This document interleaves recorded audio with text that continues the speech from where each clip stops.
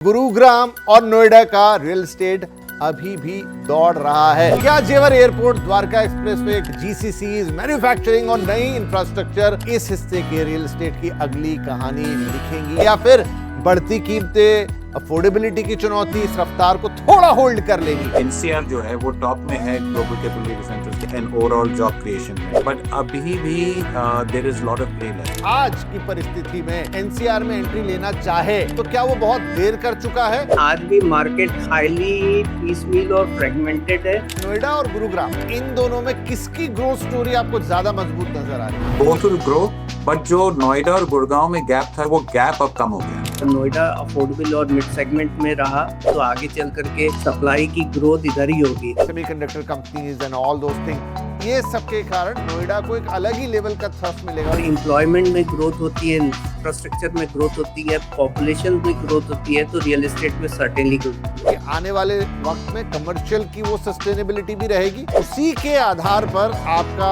तस्वीर दिखाई देगी रेजिडेंशियल रियल एस्टेट की। अगले 1-2 साल तक मोमेंटम रहेगा ऑफिस डिमांड में, उसका इम्पैक्ट रेजिडेंशियल में पॉजिटिवली पड़ेगा। तो जहाँ जितने ज्यादा जॉब्स क्रिएशन होंगे उतना ज्यादा माइग्रेशन होगा, उतना ज्यादा ग्रोथ के प्रोस्पेक्ट्स बन करके आते हैं। कौन कहां तक निकलने की क्षमता रख रहा है आने वाले वक्त? We will continue to seek that Noida Gurgaon से compete करेगा, and there will be larger and better companies going to Noida. Density creations और एम्प्लॉयमेंट क्रिएशंस होते होते उसमें ज्यादा वक्त लगेगा।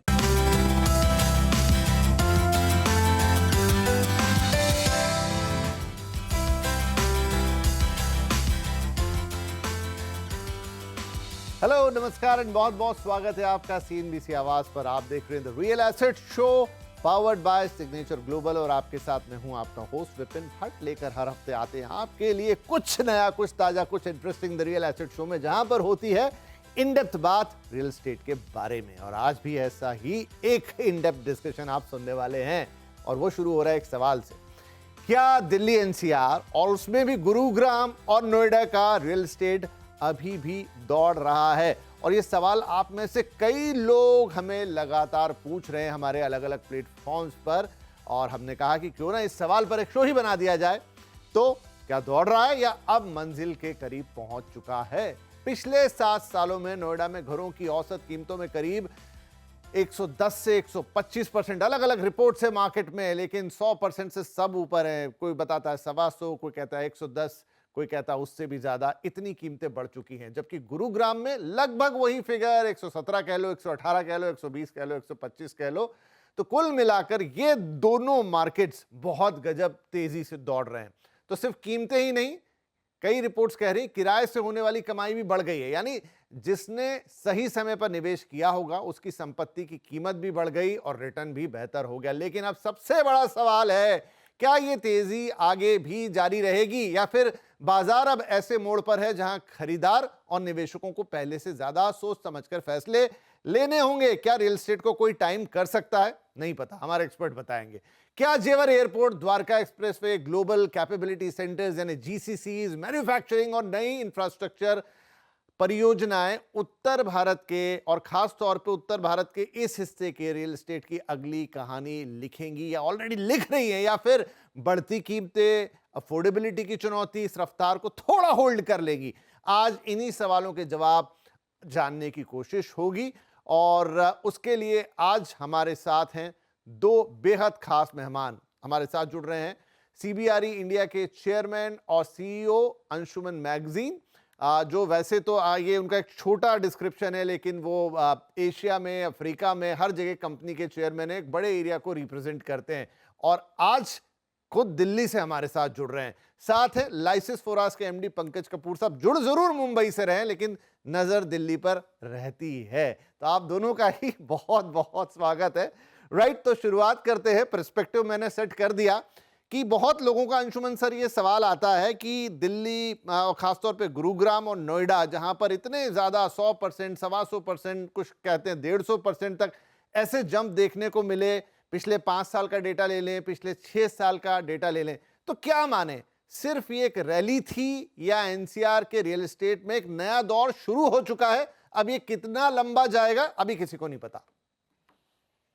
देखिए, एनसीआर अगर आप देखें, गुड़गांव और ये जो मार्केट्स हैं, अभी अगर एक्सक्यूज मी सेल्स देखें जो सेल्स सप्लाई से ज्यादा हो रही है। तो अभी भी जो आपने बताया प्राइसेस बढ़ गए हैं, and I am sure it seems unreal कि इतना प्राइस कैसे बढ़ गया उसका, but in spite of that sales are ahead of supply. और क्योंकि कुछ सालों में अभी सप्लाई बैलेंस्ड है और सेल्स आगे है, तो अभी भी मार्केट में मोमेंटम है। नो डाउट, जब मैं हमेशा कहता हूँ कि जब प्राइस बढ़ रहा होता है तो सबको लगता है ये परपेचुअल बढ़ेगा, और अगर गिरता है तो परपेचुअल होगा।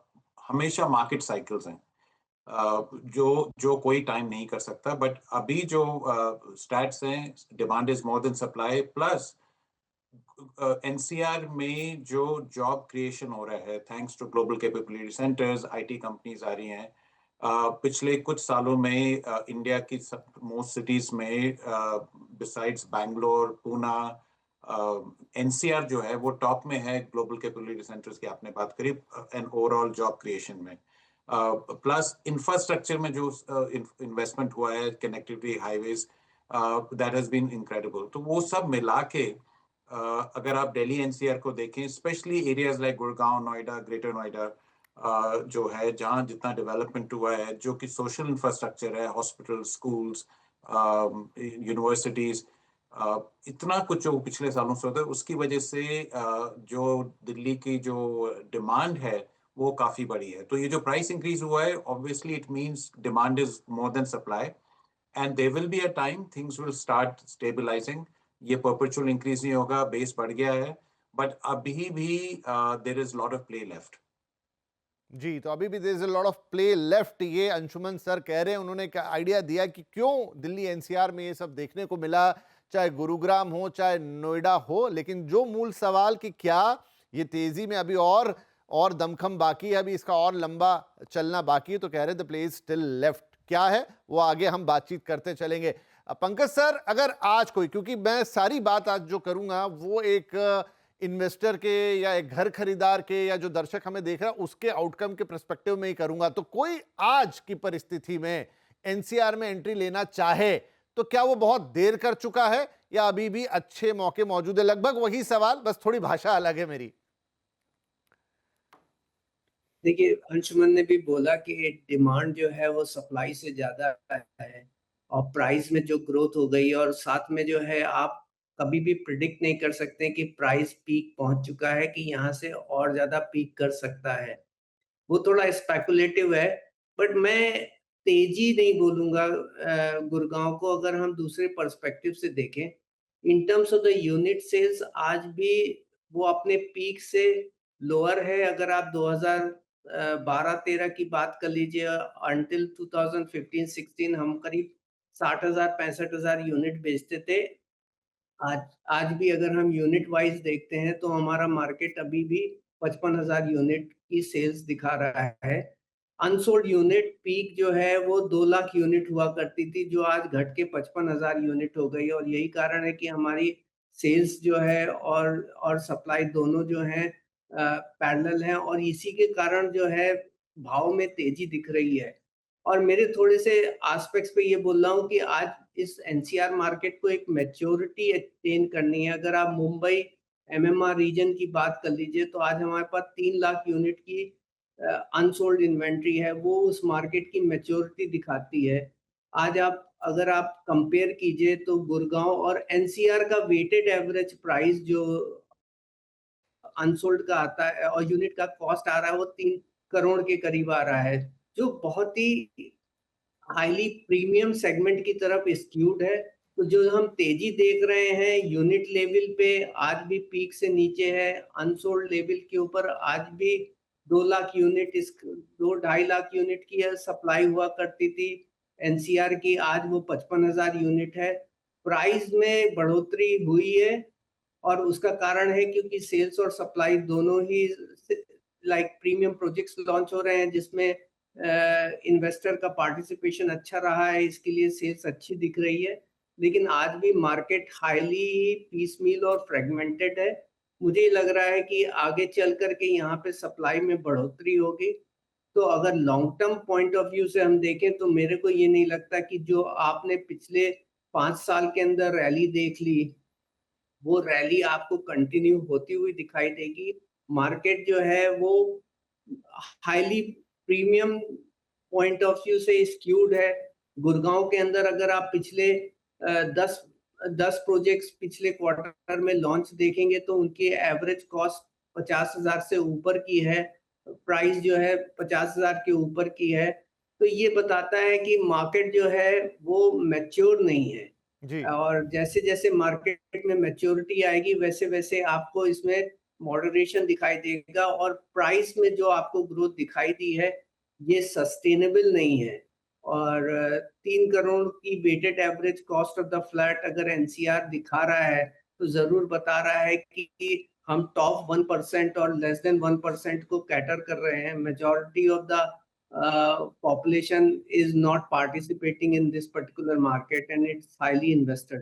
जी, अंशुमन सर, तो ये सवाल हर जगह, मतलब मैं ये नहीं कहूँगा दिल्ली एनसीआर के लिए, क्योंकि यहाँ पर ग्रोथ सबसे ज़्यादा हो गई है, इसलिए सारे सवाल उधर की तरफ मुड़ जाते हैं। लेकिन ये बात चाहे वो बेंगलुरु का मार्केट हो, हैदराबाद का हो, टू एन एक्सटेंट मुंबई का भी हो, ये हर जगह सवाल उठ रहा है कि वो ना सब कुछ बहुत ऊपर के 2-4-5% में सेटल्ड हो रहा है, हाई रेट प्रॉपर्टीज या लग्जरी या ऊबर लग्जरी में ही।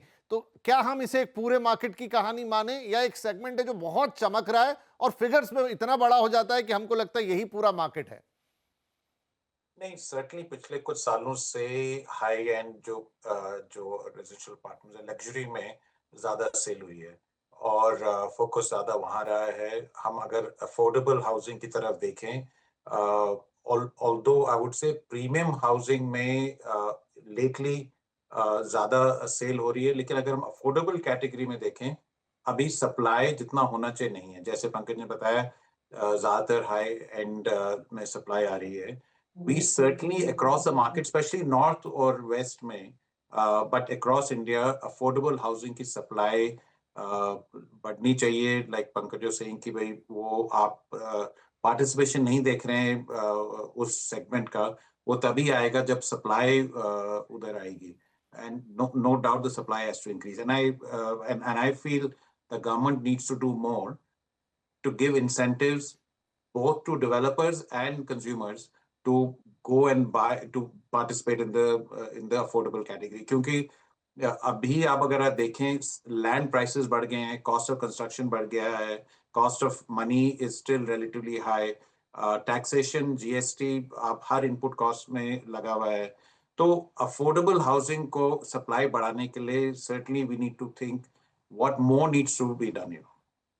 अच्छा अंशुमन सर, एक सवाल यहाँ सप्लीमेंट्री और जोड़ देता हूँ कि देखिए, थोड़ा अछूतों वाली मतलब व्यवहार हो जाएगा कि ठीक है, हम मास मार्केट की बात करते हैं, करनी भी चाहिए, क्योंकि ग्रोथ हो तो इंक्लूसिव है और हाउसिंग तो एक ऐसा सब्जेक्ट है कि जो बहुत ही मतलब सेंसिटिव सब्जेक्ट है।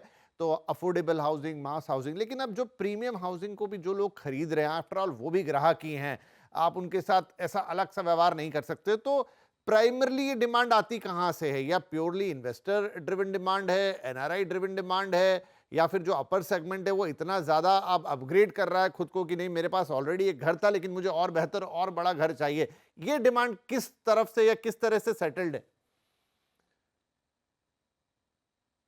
आप मेरे से पूछ रहे हैं जी कि? जी अंशुमन जी, आप ही से पूछा मैंने। हाँ, तो मैं एक्चुअली डिमांड जो है, नो डाउट कोविड के बाद आप जानते हैं सबको फोकस काफी रहा उनके लाइफस्टाइल में। दे रियलाइज कि घर पे ज्यादा टाइम स्पेंड होता है, थोड़ा सा वर्क फ्रॉम होम भी पहले से ज्यादा इंक्रीज हो गया है।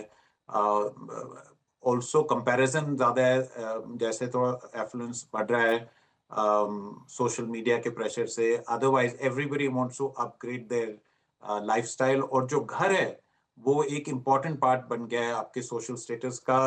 प्लस आप खुद जितने youngsters and otherwise people want to upgrade their life, तो no doubt demand premium side में बढ़ी है उसकी वजह से।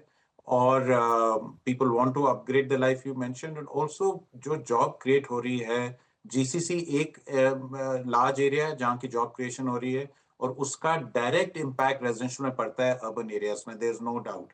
बट बिसाइड्स जीसीसी जितना भी जो ऑफिस अगर आप देखें पिछले 2-3 साल से ऑफिस स्पेस की जो अब्सॉर्प्शन हुई है, इट इज अनप्रेसिडेंटेड। अगर हम देखें 200-250 मिलियन स्क्वायर फीट का ऑफिस अब्सॉर्प्शन, ऑफिस स्पेस ली गई है कंपनीज में पिछले 3 साल में, तो उसका इम्पैक्ट पॉजिटिवली रेजिडेंशियल में आया है। There are young people, husband wife दोनों काम करते हैं, लोन आपको मिल जाता है. So they all want to now upgrade their lifestyle. Besides जो भी overall economic जो हमारी इकोनॉमी ग्रो कर रही है 6.5% पे भी, फिर भी there is demand being created. Although more should be created, but जितनी भी demand है प्राइमरीली उतनी मोस्ट मार्केट में उतनी सप्लाई भी नहीं आ रही है. रूरल से अर्बन एरियाज में जो माइग्रेशन हो रहा है उसकी डिमांड है. तो यू मेंशन कि ये प्रीमियम और उस ये नहीं है कि अगर आप अफोर्डेबल हाउसिंग कर रहे हैं that's the cost of the premium housing. Premium housing तो रहेगी डिमांड. और अभी जो रीसेंट स्टैट्स है उसमें प्रीमियम सेगमेंट में सबसे ज्यादा डिमांड का इंक्रीज हुआ है और ये कंटिन्यू करेगा. बट माय पॉइंट वाज कि लॉट ऑफ टाइम्स जो मार्केट में बात करते हैं कि जी सिर्फ लग्जरी सप्लाई आ रहा है, which is mostly true, but अब thankfully premium supply भी काफी increase हो रहा है. But we need to, along with it, it is not either or. Along with it, हमारे को affordable housing में भी effort करना पड़ेगा, उसकी supply लानी पड़ेगी, because there is still a lot of demand which is lying untapped. Right right. नहीं, एक अच्छा पर्सपेक्टिव आपने दिया. पंकज जी, आपका भी पर्सपेक्टिव यहाँ इंपॉर्टेंट रहेगा. एक व्याख्या जो अभी अंशुमन सर ने की, बताया कि क्या हो रहा है एग्जैक्टली और ऑफिस डिमांड के कारण शायद वो कन्वर्ट हो रही है इस तरह के रेजिडेंशियल डिमांड में. जब ये सब कुछ शुरुआत हुआ था आफ्टर कोरोना, तो हम शुरुआत में रीज़न देते थे कि उस दौरान शेयर मार्केट बहुत चढ़ा, तो वहाँ पर लोगों की जो कमाई हुई वो फाइनली उन्होंने रियल एस्टेट में इन्वेस्ट की. स्टार्टअप्स की बात होती थी, लेकिन अब वो दौर पीछे चला गया. लेकिन स्टिल वही डिमांड है, लगभग 4-5 साल हो गए हैं, वही प्राइम सेगमेंट बिक रहा है. तो आपको लगता है कि वही फैक्टर काम कर रहे हैं, या फिर आप जिसे कहते हैं ना ओवरऑल हमारा मार्केट ही बदल चुका है? ठीक है, अफोर्डेबल हाउसिंग पे अभी हम दोनों चर्चा करेंगे डिटेल में, लेकिन हमारे मार्केट का जो डिमांड प्रपोर्शन था वो चेंज हो गया है. मैं कंप्लीटली एग्री नहीं करता, बिकॉज द रीजन इज, अगर आप टॉप 1% और टॉप 5% को ही कैटर कर रहे हैं मार्केट में, तो बहुत बड़ा एक सेगमेंट है जिनको जो इनएलिजिबल है इस प्राइस पॉइंट पे घर खरीदने के लिए. तो जिस तरीके के डेमोग्राफिक सेटिंग होती है वैसे ही सप्लाई आती है. हालांकि एक ट्रेपेजियम लेवल पे आती है, क्योंकि बहुत बड़ा जो एक ग्रुप है जो अफोर्डेबल और लोअर इनकम के अंदर आते हैं, उसको कैटर करने वाला मार्केट जो है वो पीएमएवाई और गवर्नमेंट सप्लाई के थ्रू ही आता है. बट मिड और अफोर्डेबल और luxury and ultra luxury segment का जो डिस्ट्रीब्यूशन है वो एक ट्रेपेजियम के लेवल पे होता है. आप ये नहीं कह सकते कि आप लग्जरी एंड अल्ट्रा लग्जरी की सप्लाई के थ्रू रियल एस्टेट मार्केट की के मोमेंटम को सस्टेन कर सकते हैं. और आपका आज का भी जो सब्जेक्ट है वो सब्जेक्ट ही बता रहा है कि हम ये नैरेटिव को डाउट कर रहे हैं. हाउ कैन जो है एक प्रीमियम सेगमेंट मार्केट को कंटिन्यू कर सकता है, और ये बताता है कि वो एक सस्टेनेबल मार्केट क्रिएट कर सकता है. और ये इस तरीके की सप्लाई इसके लिए आई क्योंकि प्रीमियम लोकेशन पे प्रीमियम प्रोजेक्ट्स लॉन्च हुए. आज भी अगर आप मार्केट के पॉइंट ऑफ व्यू से देख लीजिए तो हमारे पास केवल 400 प्रोजेक्ट्स हैं दिल्ली एनसीआर के अंदर जो मार्केटेबल हैं, और करीब 200 या 250 डेवलपर हैं जिनका कंट्रीब्यूशन है. बहुत सारे जो दिल्ली एनसीआर के जो डेवलपर थे जो एनसीएलटी और स्टॉल प्रोजेक्ट को लेते हुए आज भी एब्सेंट है मार्केट से, उनकी सप्लाई नहीं आ रही है. तो मेरे हिसाब से जैसे जैसे सप्लाई में ग्रोथ होगी, और एक और आज देखिए कि ज्यादातर जो टॉप गेनर हैं वो नेशनल प्लेयर हैं, मेजर नेशनल लेवल वाले बिल्डर्स हैं जो दूसरी सिटी से आए हैं. उन्होंने प्रोजेक्ट्स दिल्ली एनसीआर में लॉन्च किया है और प्रीमियम प्रोजेक्ट्स पे लॉन्च किया है. जो दिल्ली एनसीआर के जो मेजर प्लेयर हुआ करते थे पिछले दशक के अंदर, वो मेजॉरिटी ऑफ देम आज भी एब्सेंट है. और मेरे हिसाब से जो है ये हमेशा रहेगा नहीं. आगे चल करके आपको दिखेगा जिस तरीके की डिमांड का फ्लो आया है, सप्लाई का फ्लो आया, supply will start catching up. जिस तरीके से मुंबई एमएमआर रीजन्स में जो न्यू लॉन्चेस की ग्रोथ हुई जिसकी वजह से सप्लाई बढ़ती गई और वॉल्यूम भी बढ़ता गया. अगर आप कंपेयर कीजिए तो एमएमआर और एनसीआर की पॉपुलेशन बेस सेम है, बट एमएमआर अगर आज के दिन 1.6 लाख यूनिट बेच रहा है साल का, उसके अगेंस्ट में एनसीआर 55,000 बेच रहा है। तो actually market is acting as 1/4 of the price, but since this supply has come in the luxury segment, तो आपको वैल्यू वाइज लगता है कि मार्केट में तेजी है तो और बहुत पंकज सर, बढ़िया एक मार्केट कर रहा सवाल है। मेरे मन जी, एक सवाल यहाँ आ रहा है। आपने कहा कि आप बहुत सारे प्लेयर्स जो कि शायद अफोर्डेबल सप्लाई दे सकते थे इस समय बाहर हैं, तो क्या ये बिल्डर्स की कमी है मार्केट में? क्योंकि डिमांड तो अफोर्डेबल की मतलब एवरग्रीन है, लेकिन बन तो आप मतलब दोनों ही आप लोग ये कह रहे हैं कि सप्लाई नहीं है, अदरवाइज बिकता या वो भी हमको आता हुआ दिखता, तो सप्लाई रुक कहां से रही है? हम आप अगर मैं इसका जवाब दूं, क्योंकि बहुत सारे बिल्डर्स आज भी जो पहले पार्टिसिपेट कर रहे थे, वो अ, पिछले प्रोजेक्ट्स के डिफॉल्ट को लेकर के अभी भी उन्होंने मार्केट में पार्टिसिपेट करना चालू नहीं किया हुआ है। तो मेरे हिसाब से बट पिछले 2 साल के अंदर हमें सप्लाई में ग्रोथ होती हुई दिखाई दे रही है और ट्रेंड लग रहा है, अपवर्ड है, और बहुत सारे प्रोजेक्ट्स के रिजोल्यूशन हो गए। तो जो बिल्डर्स अटके हुए थे, उनके अब रिजोल्यूशन के बाद वो लोग शायद न्यू प्रोजेक्ट्स लेना चालू करेंगे। लेकिन मार्केट का पोटेंशियल इतना ज्यादा है कि अगर वो पार्टिसिपेट नहीं कर रहे हैं, तो नए बिल्डर्स आएंगे और सप्लाई लेकर के आएंगे, और आपको मिड और अफोर्डेबल सेगमेंट में सप्लाई में ग्रोथ चाहिए to meet the demand trapezium. आप एक स्क्यूड डिमांड एक छोटा सा को कैटर सप्लीमेंट्री करके सवाल मैं और मार्केट पूछ में। लेता हूं। जी जी जी, ये मैं अंशुमन जी से पूछता हूं कि अंशुमन सर, चलिए दिल्ली में मैंने ये कहानी समझ ली, लेकिन आप किसी भी शहर का डेटा देख लीजिए, हैदराबाद देख लीजिए, बेंगलुरु देख लीजिए, इनफैक्ट पुणे भी देख लीजिए, टू एन एक्सटेंट मुंबई देख लीजिए, सब जगह कहानी यही है कि वो प्रीमियम का रोल बहुत बड़ा हो गया। अगर मुंबई की डेटा बताऊं तो एक समय में यहाँ पर प्रीमियम का जो सेल्स में प्रोपोर्शन होता था वो 20-25% के आसपास होता था, अब वो 51-52% पे चला गया। मतलब उसने अफोर्डेबल हाउसिंग की जो टोटल सेल्स है उसको ओवरकम कर लिया है। तो क्या ये ट्रेंड नहीं है? ये ट्रेंड है, क्योंकि आप देखिए जैसे प्रॉस्पेरिटी इंडिया में बढ़ेगी तो प्रीमियम सेगमेंट तो का डिमांड बढ़ेगा ही। आप हम जीसीसी की बात कर रहे थे, अगर आप देखिए मैन्युफैक्चरिंग में पहले से इजाफा हुआ है। It's not we are not where we should be, but पहले से इम्प्रूवमेंट, चाहे लॉजिस्टिक्स हो, मैन्युफैक्चरिंग हो, फार्मा सेक्टर हो, ये सब अगर आप ये और डिफरेंट जो सेगमेंट्स हैं उसकी उससे डिमांड आ रही है। स्टॉक मार्केट में आपने पंकज जी बोला कि स्टॉक मार्केट में भी आप देखिए कितनी सारी लिस्टिंग्स हुई है जिससे कि वेल्थ क्रिएशन हुआ है, वो भी रियल एस्टेट में जाता है। तो नो डाउट इंडिया का जो प्रीमियम सेक्टर है will continue to grow.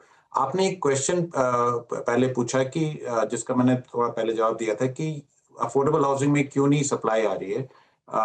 Main reason I still feel is कि उतना इंसेंटिव नहीं है, ना ही सप्लायर को इंसेंटिव है अफोर्डेबल हाउस करने का, और बायर को इंसेंटिव देना चाहिए, चाहे वो टैक्स ब्रेक हो, चाहे लोअर इंटरेस्ट रेट हो। तो हमारे को वो स्टिमुलेट करनी पड़ेगी मार्केट, बट मोस्ट इंपॉर्टेंट सबसे पहले है कि कैसे इंसेंटिवाइज करें डेवलपर्स को कि अफोर्डेबल हाउसिंग में जाएं, उनके लिए प्रॉफिटेबल हो अफोर्डेबल हाउसिंग करना। और वो तभी हो सकता है कि अगर like I mention tax benefits हो, और क्या कहते हैं जो जितने, and this is not only income tax, different input cost, कि कोई अगर अफोर्डेबल हाउसिंग कैटेगरी कर रहा है, क्योंकि like I mention earlier land is very expensive और सारी cost of construction is gone up. तो कैसे फिर भी प्राइस को कंट्रोल करें? तो ये अगर इंसेंटिव दिया जाए तो सप्लाई उसमें आ सकती है, बट ओवरऑल आपने जो बोला premium sector will only increase as prosperity increase in India. Which जो अगला जो हम जो इंडिया की पोजीशन में, चाहे हम 6.5% पे ही ग्रो करें, of course we should grow at a high pace, पर अगर ये भी रखें जो नंबर्स हैं, it's a small percentage of the population, but because of population base is so high, that small percentage are enough numbers to sustain the market.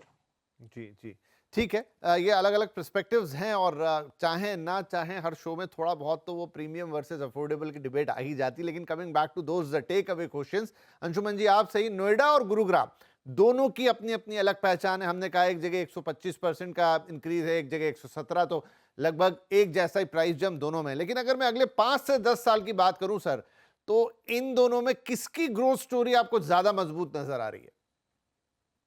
ये कहना बहुत मुश्किल है कि नोएडा गुड़गांव का पर्सनली मैं एटलीस्ट पिछले 25 साल से ये क्वेश्चन मैंने आंसर किया है, इफ नॉट 27-28 ईयर्स, की नोएडा और गुड़गांव में कौन आगे जाएगा.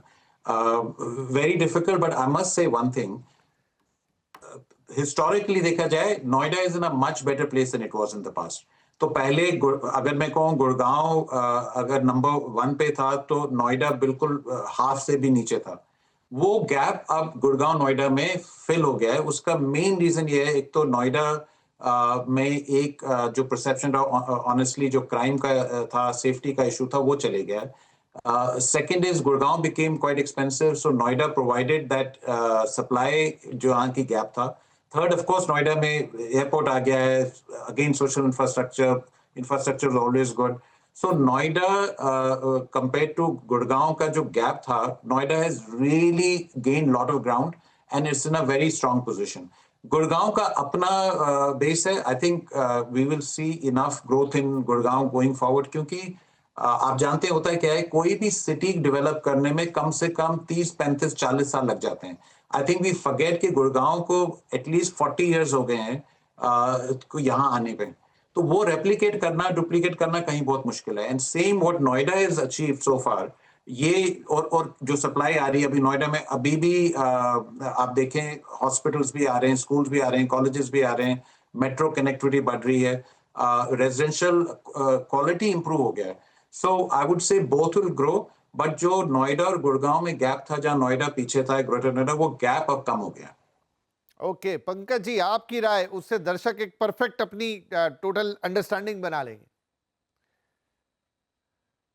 बेसिकली नोएडा कंप्लीटली मैं बोलूंगा कि वो ग्रो करेगा गोइंग फॉरवर्ड. और मैं कंपेयर भी करूं कि अगर हम जब 2016-17 में सप्लाई 2 लाख, 2.25 लाख यूनिट हुआ करती थी, उसकी 50% सप्लाई जो है नोएडा से आती थी. आज अगर हमने देखा है कि गुड़गांव के अंदर जो है एक काफी ज्यादा ग्रोथ हुई है पिछले 5 साल के अंदर. हालांकि नोएडा में उस तरीके की ग्रोथ नहीं दिखाई दी in terms of the new launches and supply. तो मुझे ये लग रहा है कि अब नोएडा का वक्त भी आ गया है. 40 साल का एक जेस्टेशन पीरियड भी खत्म हो गया है. एक अफोर्डेबल और मिड सेगमेंट को कैटर करने वाली प्राइस पॉइंट्स हैं. तो आगे चल करके मुझे नोएडा में वापस से सप्लाई आती हुई दिखाई देगी. और गुड़गांव का अपना एक फ्लेवर है, एक प्रीमियम सेगमेंट को कैटर करता है. जिस तरीके का कंपोजिशंस है एम्प्लॉयमेंट का over there is different than what Noida have. Noida में ज्यादा आपको आईटी, आईटीएस और मैन्युफैक्चरिंग दिखता है. आपको गुड़गांव के अंदर जो है आपको banking, financial services, high paying jobs वाले ऑफिसेस ज्यादा दिखाई देते हैं. तो गुड़गांव जो है वो हिस्टोरिकली थोड़ा प्रीमियम रहा और नोएडा अफोर्डेबल और मिड सेगमेंट में रहा. और मुझे लगता है ज्यादा डिमांड उस सेगमेंट में है, तो आगे चल करके सप्लाई की ग्रोथ इधर ही होगी. दूसरा एक पॉइंट फर्दर मैंने एक देखा कि पिछले 5 साल और 6 साल का ग्रोथ ट्रेंड देखें तो जो अफोर्डेबल सेगमेंट कैटर करने वाली लोकेशन थी, वहां पे आपको सीएजीआर ग्रोथ ज्यादा दिखाई दिया रेदर देन प्रीमियम में. हाँ, ये बड़ा इंपॉर्टेंट पॉइंट है, राइट, कि आपके अफोर्डेबल, ये शायद आपने कहीं और भी मेंशन किया या मैंने आपकी रिपोर्ट में पढ़ा कि जो लोकेशन अफोर्डेबल थी उन्होंने परसेंटेज टर्म में ज्यादा ग्रोथ दिखाई, राइट. या तो अगर आप गाजियाबाद ले लीजिए और आप अगर नोएडा, ग्रेटर नोएडा को देख लीजिए, तो वहां पे जिस तरीके की प्राइस ग्रोथ हुई, अगर आप project to project change in price देखें, आप वेटेड एवरेज सप्लाई और अनसोल्ड देखेंगे, तो आपको जहां पे ज्यादा सप्लाई प्रीमियम की होगी वहां पे आपको स्क्यूड वेटेड एवरेज दिखाई देगा. लेकिन अगर project to project change in prices देखते हैं तो आपको नोएडा, ग्रेटर नोएडा और गाजियाबाद में सीएजीआर ग्रोथ ज्यादा आपको स्टीपर दिखाई दी है रेदर देन गुड़गांव. ठीक है, ओके. अंशुमन सर, अब अगर थोड़ा, अगर हम, मुझे लग रहा है कि आप दोनों ही नोएडा को ऊपर रख रहे हैं और for the valid and certain reasons. Gurugram में वो मेच्योरिटी आ गई या कह लीजिए कि वो पीक पॉइंट आ गया, जिसकी वजह से वहाँ ग्रोथ तो होगी लेकिन नोएडा उसमें आगे निकलेगा. अब नोएडा बहुत बड़ा है, कोई पर्टिकुलर सेक्टर, कोई पर्टिकुलर एरियाज, इंफ्रास्ट्रक्चर जो आपको लगता है कि ये वो जगह हैं, ये माइक्रो मार्केट्स हैं नोएडा के जहां ग्रोथ सबसे ज्यादा होगी?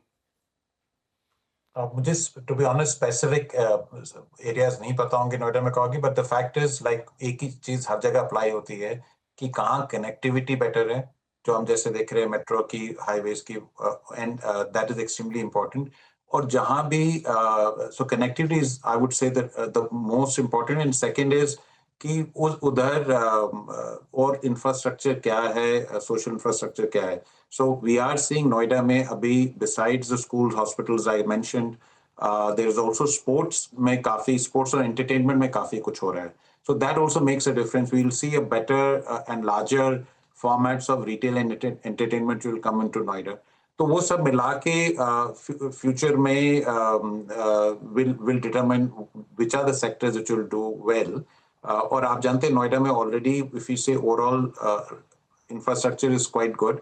बट जो नए पहले जो नए नए कंपनीज भी अब जो जा रही हैं, जो पहले हम नहीं देखते थे नोएडा में जाने के लिए, जैसे जो बता रहे थे पंकज की गुड़गांव और नोएडा में वो डिफरेंस था। अब Noida is catching up, the better quality companies going in, better quality developers coming in their, और जो ट्रैक रिकॉर्ड बना है और जो मैं प्रोजेक्ट्स देख रहा हूँ जो आने वाले हैं, उससे यू नो ओवरऑल नोएडा को बेनिफिट होगा, और and there be lot of play. मैं फिर ये क्लेरिफाई कर दूं कि गुड़गांव जो है is got a very strong foundation, a well established, it's a well established city, and Gurgaon will continue to grow. Gurgaon का कोई सब्स्टिट्यूट नहीं है, बट नोएडा का जैसे मैंने कहा बिटवीन नोएडा एंड गुड़गांव एक तो गैप कम हो गया है, और क्योंकि नोएडा में अभी भी ज्यादा अपॉर्चुनिटीज डेवलपमेंट करने की relatively land is kind of more available, तो एक्टिविटी नोएडा में, ग्रेटर नोएडा में अगले 4-5 साल में काफी रहेगी। नहीं नहीं, काफी साफ आंसर है, इससे दर्शक अपना आउटकम निकाल लेंगे। पंकज जी, दादा एक नोएडा मुझे अफोर्डेबिलिटी के पॉइंट ऑफ व्यू से भी थोड़ा अट्रैक्टिव लगता है कि अगर एक निवेशक को या घर खरीदार को घर लेना है तो आज भी उसके लिए वो ऑप्शंस बहुत होते हैं in comparison to Gurugram. Gurugram की एक अपनी, जैसा अंशुमन जी कह रहे हैं, अपनी लिगेसी है, अपना एक स्टैंड पॉइंट है, लेकिन फिर भी गुरुग्राम नोएडा ज्यादा लोगों को मौका देता है।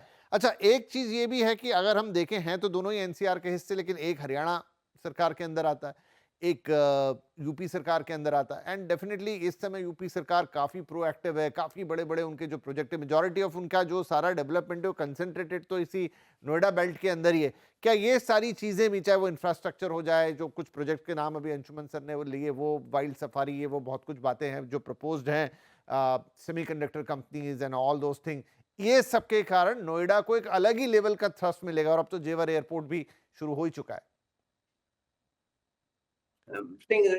ये होगा जरूरी, और क्योंकि काफी ज्यादा प्लान रहा, और नोएडा में अगर हम देखेंगे तो पिछले जो हमेशा सप्लाई आती थी वो क्लस्टर्स में आती थी, जबकि गुड़गांव में थोड़ा पीस मील होता था। गुड़गांव में प्रोजेक्ट्स डिफरेंट डिफरेंट लोकेशन पे आते थे, वहाँ पे डेंसिटी का कॉन्सेंट्रेशन होने में टाइम लगता था। आज भी अगर हम देखें तो गोल्फ कोर्स एक्सटेंशन रोड पे ज्यादातर सप्लाई आ रही है, और गोल्फ कोर्स रोड के ऊपर ज्यादा सप्लाई आ रही है, जो पिछले 15 साल या 20 साल से वहां पे प्रोजेक्ट्स आते हुए दिखाई दे रहे हैं, और अब जाके क्रिटिकल मास बनता हुआ दिखाई दे रहा है। वहां पे सोशल फैब्रिक का आना चालू हो गया है। तो मेरे हिसाब से जो जिस तरीके की जो पास्ट में सप्लाई थी, वो एक तरीके का ग्रोथ का कैटलिस्ट भी बनती है, क्योंकि काफी सप्लाई जो रेडी हो गई है उसमें अब पॉपुलेशन आके रहने लगी है, जिससे सोशल फैब्रिक की एक सस्टेनेबिलिटी हो रही है, और साथ में जो इंफ्रास्ट्रक्चर के एक ग्रोथ के प्लान है, एयरपोर्ट है, और जिस तरीके की कंपनियां वहां पे शिफ्ट होने के लिए आ रही हैं, तो अगर एम्प्लॉयमेंट में ग्रोथ होती है, इंफ्रास्ट्रक्चर में ग्रोथ होती है, पॉपुलेशन में ग्रोथ होती है, तो रियल एस्टेट में सर्टेनली ग्रोथ होती है राइट, उस लोकेशन।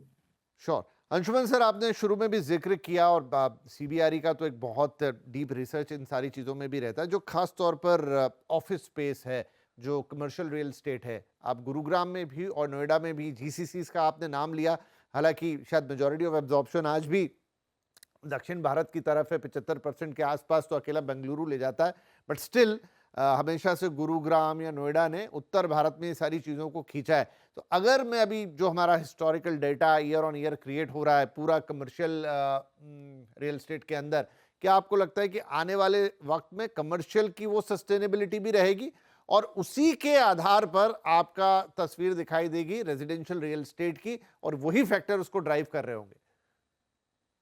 हाँ, ये एक्चुअली पूरा अलग डिस्कशन है, उसके लिए आपको अलग प्रोग्राम करना पड़ेगा क्योंकि ऑफिस अगले इस time and why I am saying that is कि इस टाइम जो ऑफिस डिमांड पे एक दो बड़े क्वेश्चंस हैं जो हम भी उस पे रिसर्च कर रहे हैं कि आर्टिफिशियल इंटेलिजेंस का क्या इम्पैक्ट पड़ेगा, तो दैट्स व्हाई सर वो डिफरेंट प्रोग्राम है। But answering your question, for now अगले एटलीस्ट 2 साल तक ऑफिस की जो हम फोरकास्ट करते हैं ये सस्टेन करेगा। थोड़ा बहुत कुछ मार्केट्स में स्लो डाउन हो सकता है, but generally speaking India will be one of the few countries in this world जहाँ की फिर भी ऑफिस डिमांड रहेगा। अब उसका पेस स्लो हो सकता है, but overall we will be still absorbing more office space than most of the countries globally. उसका रीजन सिर्फ ये है कि India is technology hub of the world और GCCs are a major engine of growth, क्योंकि अभी lot of the demand comes from कि जो GCCs एस्टैब्लिश्ड हैं वो एक्सपैंड कर रहे हैं। अभी भी there are companies in Europe, in the US specially, जो कि इंडिया में पूरी तरह से आई नहीं है या उन्होंने पूरी तरह से एक्सपैंड नहीं किया है। सो आई जस्ट फील कि अगले 1-2 साल तक मोमेंटम रहेगा ऑफिस डिमांड में और उसका इम्पैक्ट रेजिडेंशियल में पॉजिटिवली पड़ेगा। There is no doubt about that. Right. और आप अगर कह रहे हैं कि आप एक इन डेप्थ रिसर्च तैयार कर रहे हैं, थोड़ा सा अलग पर्सपेक्टिव भी आपने दिया। मैं देखता हूं अक्सर बहुत ओवर ऑप्टिमिज्म रहता है, पर आप कह रहे हैं कि 1-2 साल में सिनेरियो ऐसा नहीं है कि बिल्कुल गागा ही रहने वाला है, एआई और तमाम दूसरी चीज़ों का इम्पैक्ट पड़ने वाला है। तो इसी प्रोग्राम पे अनाउंस कर देते हैं कि sir, whenever your report is ready, you are most welcome. आप हमारे साथ हमारे साथ शेयर कीजिए और फिर उस पर हम विस्तार से चर्चा करेंगे उस पूरे पर्सपेक्टिव पर जो कमर्शियल रियल एस्टेट की डिमांड को तय करता है। Pankaj sir, what do you think कि इस समय जितना मतलब हम देख रहे हैं कि वो 2024 फिर 25 फिर 26 रिकॉर्ड पर रिकॉर्ड है कमर्शियल रियल एस्टेट का, और इस दौरान ऐसा नहीं है, पूरी दुनिया में उथल पुथल मची हुई है, फिर भी इंडिया यहाँ पर बड़ी कंसिस्टेंसी शो कर रहा है। नो डाउट कि एआई और जो बदलता सिनारियो उसने कुछ डाउट्स पैदा किए हैं। अंशुमन सर की रिपोर्ट आएगी तो उस पर हम चर्चा करेंगे। और लेकिन आपको लगता है कि इस समय तो जो ये ड्राइव हो रहा है, चाहे जीसीसी जो कि high level blue collar job है या फिर हमारे दूसरे सेक्टर्स जहां पर अच्छे पे स्केल्स हैं, वो बहुत बड़ा एक commercial to residential real estate को ड्राइवर फोर्स बना रहा है? वो हमेशा से रहता है कि जहाँ पे आपके हाई पेइंग जॉब्स आएंगे वहाँ पे रियल एस्टेट में उतना प्रीमियमाइजेशन होगा और उस तरीके की ग्रोथ होती हुई दिखाई देगी। और यही कारण है कि और दो एस्पेक्ट्स हैं इसके पकड़ने के, कि एक सिटी है जिसकी पॉपुलेशंस के बेसिस के ऊपर आपकी इंक्रीमेंटल डिमांड आती है, और दूसरी माइग्रेशंस जो अगर की वजह से जो पॉपुलेशन बढ़ती है उसकी वजह से डिमांड आती है। तो जहाँ जितने ज़्यादा जॉब्स क्रिएशंस होंगे उतना ज़्यादा माइग्रेशंस होगा और उतना ज़्यादा ग्रोथ के प्रॉस्पेक्ट्स बन करके आते हैं। और मैं अंशुमन से एग्री करता हूँ कि आप बहुत ज़्यादा क्रिस्टल गेजिंग नहीं कर सकते कि आगे क्या होने वाला है, लेकिन मेरा अपना एक्सपीरियंस ये ज़रूर रहा है कि उतार चढ़ाव तो ज़रूर आते रहे, लेकिन अगर आपकी कंट्री की ग्रोथ एक तरीके से 6.5% अगर हम बोल रहे हैं और वो वर्ल्ड में हाईएस्ट ग्रोइंग कंट्री है, तो कॉमर्शियल के अंदर मुझे बहुत ज़्यादा डिक्लाइन होता हुआ नहीं दिखाई देगा। ऐसा हमने सोचा था कोविड के बाद। हालाँकि कोविड के बाद रेज़िडेंशियल में रिकवरी बहुत फ़ास्ट हुई, लेकिन कॉमर्शियल में आते-आते वक़्त लगा। लेकिन डिस्पाइट अ पीरियड जहाँ पे ग्लोबल इकोनॉमिक इश्यूज़ रहे, वॉर रहे, बाकी सारे इश्यूज़ रहे, हमने पिछले साल भी सबसे अच्छा पीक कमर्शियल में एब्ज़ॉर्प्शन देखा। और मेरे हिसाब से जिस तरीके के बिल्डर्स ने इनिशिएटिव लेकर के रखे हैं और सप्लाई का प्रॉस्पेक्ट्स है, मुझे बहुत ज़्यादा डिक्लाइन होता हुआ नहीं दिखाई दे रहा है। और एआई मेरे हिसाब से इम्पैक्ट करेगी कि नहीं करेगी, ये तो आगे चल के बात है, लेकिन पिछले 20 साल के अंदर ऐसे बहुत सारे टेक्नोलॉजिकल डिस्ट्रप्शंस आए, लेकिन उसके बावजूद भी हमने देखा है कि ऑफिस और रेजिडेंशियल में ग्रोथ होती रही, जैसे जैसे हमारी कंट्री की इकोनॉमिक ग्रोथ रही है, तो मैं इतना नेगेटिव नहीं हूँ इस मार्केट के हिसाब से। और कमर्शियल इस तरीके से, एक तरीके से देखें तो उतनी ज़्यादा तेज़ी नहीं दिखाई दे रहा है, रेंटल में ग्रोथ जो है वो मॉडरेट है, तो एक तरीके का कॉस्ट इफेक्टिव ऑप्शंस जो है वो प्रोवाइड कर रहा है कंपनीज़ को to come up and set up, और साथ में कंट्री का इंफ्रास्ट्रक्चर भी ग्रोथ हो रही है, और दूसरी बात है हमारे पास एम्प्लॉयबल पॉपुलेशन की कोई कमी नहीं है। तो मुझे नहीं लगता कि वहाँ पे बहुत ज़्यादा ग्रोथ और डिक्लाइन होगा, और मैं इतना नेगेटिव नहीं हूँ इस मार्केट पे। अंशुमन सर, अगर विज विज कंपेयर करें, अगर कमर्शियल रियल एस्टेट के लिए सोचें एनसीआर के अंदर, तो वो पहला नाम ऑब्वियसली गुरुग्राम आता है, वो जो पुरानी पिक्चर दिमाग में है। लेकिन नोएडा ने भी धीरे धीरे काफी तरक्की की है। आपके पास एक्चुअल डेटा होगा कि आज दोनों कहां खड़े हैं, और एक हल्की सी पिक्चर भविष्य की भी अगर आप बता सकें कि कौन कहां तक निकलने की क्षमता रख रहा है आने वाले वक्त में।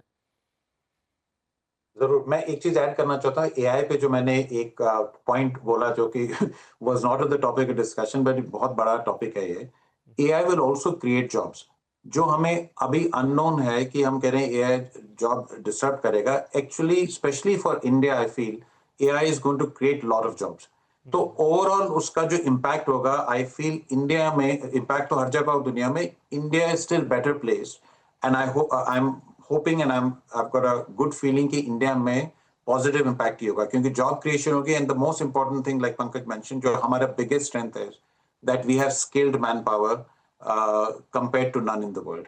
और अभी बहुत और टेक्नोलॉजी जिसमें जो माइग्रेशन भी होगा, टेक्नोलॉजी में जो एडवांसमेंट है in most of the expensive based countries like US, Europe literally don't have such a big choice, but उनको हमारे offshore outsource करना पड़ेगा, because यहाँ young लोग हैं, यहाँ skilled manpower है। So India is in a very strong position. Market cycles ऊपर नीचे जा सकते हैं, लेकिन इंडिया अगले 20-30 साल तक ग्रोथ देखेगा। मैं हमेशा एक ही बात कहता हूँ, we are so far behind। हम सिर्फ ग्रो करेंगे अगले 20-30 साल तक। उसका पेस, उसका साइकिल ऊपर नीचे रहेगा। We are very fortunate that we are in India.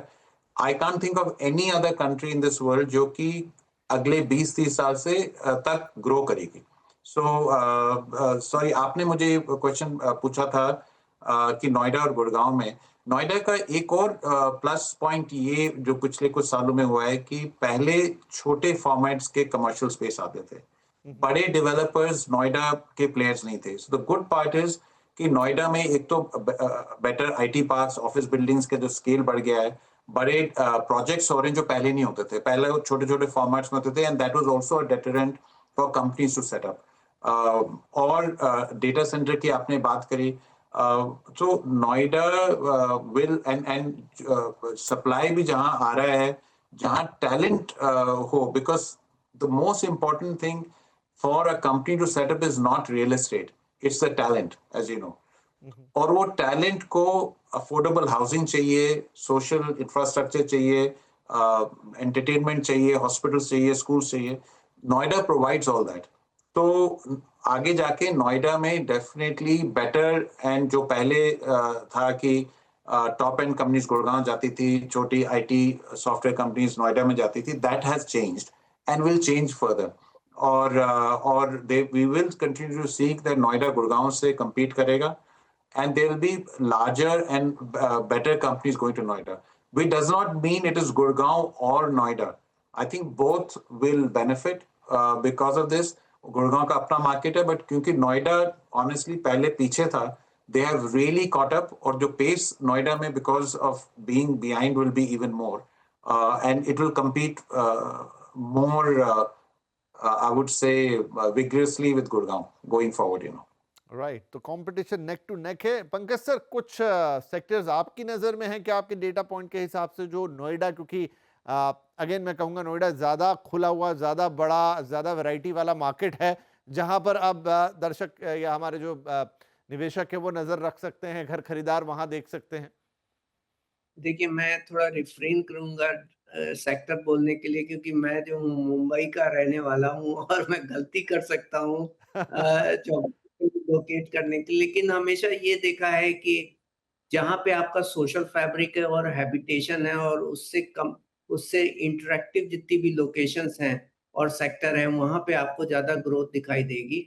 हालाँकि मैं थोड़ा-सा ज़ेवर के एयरपोर्ट को लेकर के जो है ना कि उसकी वजह से ज़ेवर के आजू-बाजू में जो है बहुत ज़्यादा सप्लाई और ग्रोथ होगी, इस पे इतना पॉज़िटिव नहीं हूँ, क्योंकि आज ज़ेवर भी अगर नोएडा के हैबिटेबल लोकेशंस और सेक्टर से अगर हम उसकी डिस्टेंस देखें तो वो करीब 50 किलोमीटर से ज़्यादा है। जी, बिल्कुल तो आप वो ये सही कह रहे हैं पंकज जी, क्योंकि कई लोग जो वहाँ रहते हैं, जब मेरी उनसे बातचीत हुई तो उन्होंने ये पॉइंट कहा कि शायद आप वहाँ से देख रहे हैं उसको इसलिए आपको लगता है, बट अभी अभी वो जो नोएडा से जेवर एयरपोर्ट की लोकेशन है, बहुत लोगों ने तो ये कहा कि अभी भी उनके लिए कन्वीनिएंट है कि वो जो पहला एयरपोर्ट है, उस तरफ जाना पसंद कर रहे हैं। कुछ शायद यूज़र डेवलपमेंट फीस और टिकट का भी अंतर है, लेकिन अगर आप डिस्टेंस देखें और वहाँ पहुँचने का वक़्त देखें और ईज़ ऑफ ट्रैवल देखें, तो still many people are preferring the first airport rather than कि जेवर एयरपोर्ट की तरफ वो बढ़े। या और दूसरा ये है कि आपका एयरपोर्ट इतना सिग्निफिकेंट नहीं है जितना आपके लिए वहाँ पे दूसरे इंफ्रास्ट्रक्चर है, मार्केट है, स्कूल है, हॉस्पिटल हैं, बाकी सारी चीजें, और इसके डेवलप होने के लिए एक पॉपुलेशन की क्रिटिकल डेंसिटी बहुत ज्यादा जरूरत होती है। तो जो बहुत दूर की लोकेशन हो जाती है, वहाँ पे आपको डिफिकल्टीज होती है क्रिटिकल मास क्रिएट करने में, और उसमें एक जेस्टेशन पीरियड लगता है। हमने अपनी शुरुआत में ही बात की कि नोएडा को यहाँ तक पहुँचने में, जो डेवलप नोएडा है उसको 40 साल लग गए। तो अगर कोई लोकेशन उस लोकेशन से 50 किलोमीटर फर्दर अवे है, तो आप उसको इमीडिएट हैबिटेबल होता हुआ नहीं दिखाई देंगे, तो वो ग्रोथ स्पेकुलेटिव ज़्यादातर रहती है। एक डेंसिटी क्रिएशंस और एम्प्लॉयमेंट क्रिएशंस होते-होते उसमें ज़्यादा वक़्त लगेगा। इतना ज़्यादा मैं उसको ठीक है, तो मैं एक और बोलता हूँ कि सवाल वो इस पे थोड़ा बन जाता है, वो मैं अंशुमन सर से लेता हूँ कि सर इतनी, क्योंकि हमने बात ही शुरुआत की थी कि इतनी कीमतें बढ़ गई, 100% के जंप आ गए, तो हमेशा जब बहुत कीमत ऊपर जाती है तो एक रिस्क तो आ ही जाता है। तो क्या खरीदारों को, निवेशकों को सिर्फ लोकेशन, जो मैं बार-बार पूछ रहा हूँ, उस पर फोकस नहीं करना चाहिए, बल्कि डेवलपर कैसा है, उसका काम कैसा है, सप्लाई, एग्जीक्यूशन, इन सब पर भी फोकस करना चाहिए? हमने देखा, मैं नाम नहीं ले रहा यहाँ पर, लेकिन एक दो बड़े नामी गिरामी प्रोजेक्ट, उनके साथ भी इश्यूज आ गए अभी हाल फिलहाल में, थोड़े लीगल। तो आपको ये सारी चीजें देखनी रादर देन बस आप एक लोकेशन पे फोकस कर लो। बिल्कुल, क्योंकि वो टाइम गया। आप देखिए 20-15 साल पहले भी चॉइस नहीं थी। अगर आपको घर लेना है, तो जहाँ भी राइट प्राइस पे मिल रहा है, आप उसको ले लो, क्योंकि सप्लाई लिमिटेड थी। It was only the sellers market. वो चेंज हो गया है। एक तो कंज्यूमर ज़्यादा अवेयर है, सप्लाई बढ़ गया है, क्वालिटी बढ़ गई है। सो डेफिनिटली जो क्राइटेरिया पहले थे, एक्चुअली कोई क्राइटेरिया था ही नहीं पहले, बिकॉज़ किसी को घर चाहिए था, उसके पास लिमिटेड चॉइस थी, और फिर भी प्राइसेस बढ़ रहे थे, और लोगों ने वो किसी तरह एक अपना घर ले लेते थे। आज के डेट में अगर आपको कोई इन्वेस्टमेंट करना है, you have to think bit longer term, और how to sustain that value of that house for a longer term. तो उसमें डेवलपर का रेपुटेशन, क्वालिटी क्या वो डिलीवर कर रहे हैं, and that's why you see Noida में कहीं भी जिस डेवलपर ने क्वालिटी डिलीवर करी है, उनकी सेल्स हो जाती हैं। और वो क्या एमिनिटीज प्रोवाइड कर रहा है फ्यूचर में। आजकल हर जगह इवन फैसिलिटीज में बहुत फोकस है। एमिनिटीज क्या दे रहे हैं, फैसिलिटीज कैसे मैनेज हो रही है, और फ्यूचर में how do you sustain the quality of that development. तो आपका जो प्राइस रहे, वैल्यू रहे उस रियल एस्टेट की, एटलीस्ट सस्टेन करें।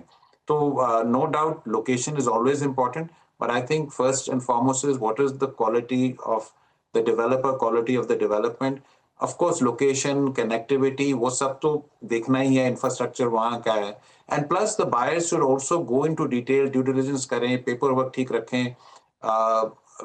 The buyers in a better position thanks to RERA, but उसके बावजूद भी कोई चीज कैजुअली नहीं लेनी चाहिए. Make sure the paperwork is right. And you know, the quality of development is extremely important. Amenities क्या है, because जैसे as you know, younger generation are the consumers. उनकी expectations, उनकी requirements are more than what it was before, और उसको meet करना से ही value रहेगा. and for whatever real estate someone invests in. And also जब prices ज़्यादा बढ़ जाते हैं, it also means that आप जो invest कर रहे हैं वो longer term के लिए कर रहे हैं, because as the prices go up in a short period of time substantially, फिर वो percentage growth इतनी sustain तो नहीं होगी, but there will be still growth. Like I mentioned, हमारी market अभी भी dynamic है, and there will be sustained growth going forward. Right.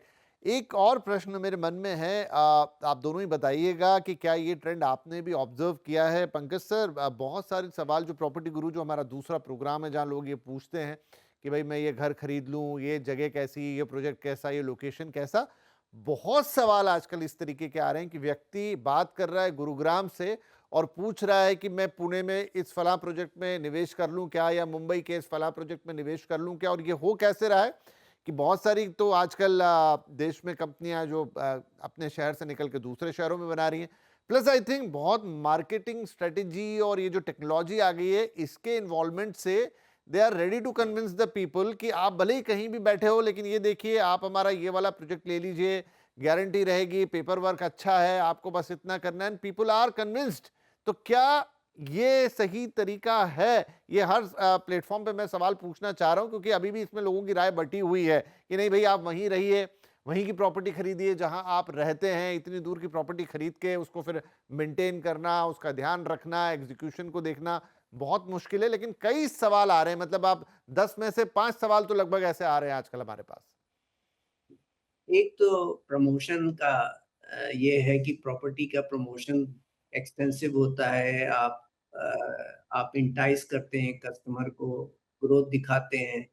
और दूसरा एक एस्पेक्ट फर्दर है कि आदमी कंपेयर करता है एक लोकेशन से दूसरे लोकेशंस, वहाँ पे उसके रिटर्न के पर्सपेक्टिव देखता है, रेंटल देखता है, और उसका कुछ ना कुछ अगर कनेक्शन है और लाइकली कनेक्शन उस ज्योग्राफी से हो, तो इसको देख करके आपको निवेश जो है वो दूसरे शहरों में करते हुए लोग बाग दिखाई देते हैं।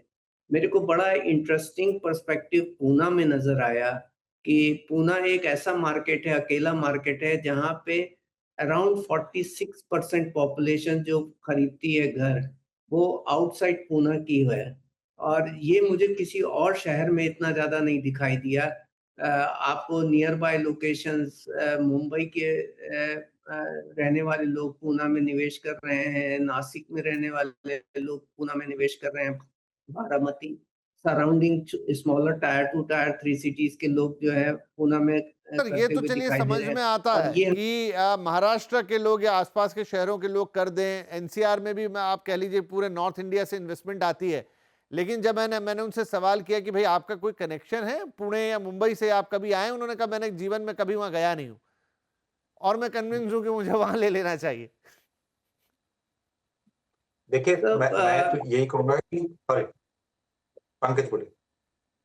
नहीं ये मुझे लग रहा है पावर ऑफ कम्युनिकेशंस है बाय द बिल्डर और उनकी प्रमोशनल स्किल्स हैं कि हाँ, दे मेरा हैव भी बीन यही कहना है एबल कि एक टू। ट्रेंड है जो उभर रहा है, उसमें टेक्नोलॉजी मैटर कर रही है, शायद मार्केटिंग के तरीके थोड़े बदल रहे हैं और लोगों को समझाने का, और लोगों के पास शायद लोग भी समझ रहे हैं उस चीज को कि चलो मैं करता हूं, मतलब वो कन्विंस हो रहे हैं। Yes Anshuman, your take. नहीं, मैं कह रहा हूँ देखिए जी, इसमें कोई वो नहीं, जैसे कि real estate is a local business, no doubt anywhere in the world, और आप जहाँ रहते हैं, बट आई डिसएग्री। अगर हमारी मार्केट मैच्योर है और अब why should a investment opportunity not be provided? India में वैसे ही लिमिटेड इन्वेस्टमेंट अपॉर्चुनिटीज हैं, और कोई डाइवर्सिफाई करना चाहता है, दिल्ली का कोई मुंबई पुणे या बैंगलोर में खरीदना चाहता है, there is nothing wrong with it. Only thing is that you have to do due diligence, you have to make sure कि आप थोड़ा बहुत मतलब तो जाने वहाँ मार्केट में क्या हो रहा है और आप क्यों खरीद रहे हैं। ब्लाइंडली नहीं लेना चाहिए ऑब्वियसली, बट और and most people are not buying for rental income. आप जानते हैं कि गेम क्या है कि कोई प्रोजेक्ट लॉन्च हो रहा है, आपको लॉन्च में कुछ प्राइस मिलेगा, एंड यू आर होपिंग कि वो 3 साल में या 4 साल में जब प्रोजेक्ट खत्म होता है प्राइस बढ़ जाएगा and you can exit, right? तो उसमें कोई वो कोई गलत बात नहीं है, except that yes you must do your due diligence properly, go with a reputable developer। तो ये ना हो कि आप blindly पैसा डाल रहे हैं। But as the Indian cities mature, as the real estate market matures, there's nothing wrong in people really, provided they take an informed decision that they should invest in other cities, you know. Right. तो ये एक महत्वपूर्ण सवाल था दर्शकों के point of view से, इसलिए मैंने पूछ लिया, आपकी राय ले ली, क्योंकि ऐसे कई सवाल आजकल हमारे पास प्रॉपर्टी गुरु में आते हैं। और देखिए, बात करते करते वक्त का पता नहीं चला, 1 घंटा ऑलमोस्ट खत्म होने आ रहा है। लेकिन मुझे लगता है कि आज का जो सब्जेक्ट था दिल्ली एनसीआर, उसमें भी गुरुग्राम और नोएडा, उनके बढ़ते भाव, क्या पार्टी ओवर हो चुकी है या अभी और चलनी है, क्या आज के लिए मौका बनता है, कौन से सेक्टर्स, कौन से कारण आगे कैसे पिछले अगले 5 से 10 साल दिखाई दे रहे हैं, वहाँ रहने वाले लोग या आसपास के लोग कैसे इस रियल एस्टेट मार्केट को देखेंगे, उस पर काफ़ी डिटेल में चर्चा हो गई। अंशुमन जी, पंकज जी ने अपनी राय वहाँ पर रखी कि किस तरीके से आपको ये सारी चीज़ें पर्सपेक्टिव में देखनी है और आगे चलते हुए क्या मोटी मोटी तस्वीर बन सकती है। तो बहुत शुक्रिया अंशुमन सर, पंकज सर, आप दोनों का ही आपने वक्त निकाला। बहुत डिटेल चर्चा हुई, बड़ी मज़ेदार चर्चा हुई। इनफैक्ट अंशुमन सर, आपने जिस रिपोर्ट का जिक्र किया तो ज़रूर उस पर्सपेक्टिव में भी एक बार दिल्ली एनसीआर को समझना चाहेंगे कमर्शियल रियल एस्टेट के हिसाब से। जब रिपोर्ट तैयार हो प्लीज़ बताइएगा, दर्शकों के साथ चर्चा करेंगे। और पंकज सर, आपकी भी उपस्थिति प्रार्थनीय होगी। और आज के लिए आप दोनों ही महानुभावों का बहुत बहुत धन्यवाद। और मुझे लगता है कि ये पूरी चर्चा हमारे निवेशकों को, दर्शकों को, घर खरीदारों को या किसी भी तरीके से जो लोग रियल एस्टेट में इंटरेस्ट रखते हैं, उनके लिए काफ़ी अच्छी रही होगी सुनने में। तो thank you very much for joining the show. और सभी दर्शकों का भी बहुत बहुत धन्यवाद। ये प्रोग्राम आपके लिए यूट्यूब पे रिलीज होता है 9:30 फ्राइडे, और वहाँ पर आपके पास कमेंट के ऑप्शन ओपन होते हैं। तो प्लीज़ कमेंट करके बताइएगा ये वाला शो कैसा लगा। और जिन्हें टीवी पर ही देखना अच्छा लगता है तो वो शनिवार और रविवार को 4 या 5 स्लॉट उनके लिए अलग अलग टाइमिंग्स के रहते हैं, वो एंड में आपको प्लेट मिल जाएगा। प्रोग्राम के एंड में वो टाइमिंग्स आपको मिल जाएंगे। प्लीज़ वहाँ पर देखिए और अपनी राय हमें ईमेल के द्वारा भी भेज सकते हैं आप। बहुत बहुत धन्यवाद इस शो में जुड़ने के लिए। अगले हफ्ते फिर मुलाकात होगी, तब तक के लिए